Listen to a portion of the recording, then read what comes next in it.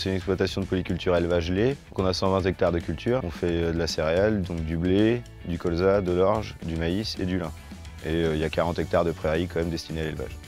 Donc sur l'exploitation, on fait de l'agriculture de précision, vraiment pour augmenter le potentiel de mes sols, augmenter le rendement et apporter l'engrais à la plante là où elle en a vraiment le plus besoin. En fait. Donc sur une parcelle comme celle-ci, aujourd'hui on met 700 kg d'azote alors qu'avant on en aurait mis 800.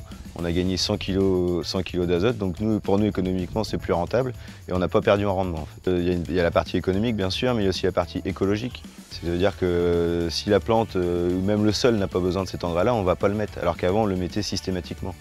Donc l'impact environnemental, c'est de vraiment mettre la bonne dose d'azote là où la plante en a le plus besoin et justement d'éviter les fuites de nitrates dans les nappes phréatiques.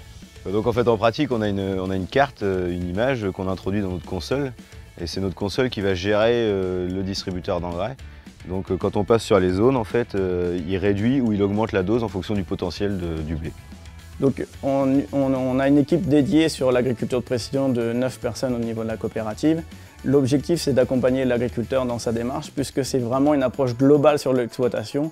Donc au niveau agriculture de précision, on utilise différents capteurs jusqu'aux satellites où on utilise l'image satellite pour diagnostiquer un niveau de nutrition azotée des plantes. Et on va adapter la nutrition azotée, hein, l'apport selon les zones. L'avantage d'être en coopérative, c'est pouvoir mutualiser pour l'innovation, l'investissement dans des nouvelles technologies, l'investissement dans la R&D, afin de continuer à développer et accompagner nos adhérents sur les pratiques en agriculture de précision. Je pense que la nouvelle génération d'agriculteurs, ils pensent au changement climatique, à tout ce que ça produit pour la nature, ce que ça a comme impact, ce qu'ils font. Et donc j'espère que ça va changer, mais le problème c'est qu'à la fin c'est aussi le consommateur qui doit changer son mode de pensée et son mode de consommer. Grâce à l'agriculture de précision, je fais des économies et je respecte l'environnement. L'agriculture de précision n'est possible que par la mutualisation des moyens.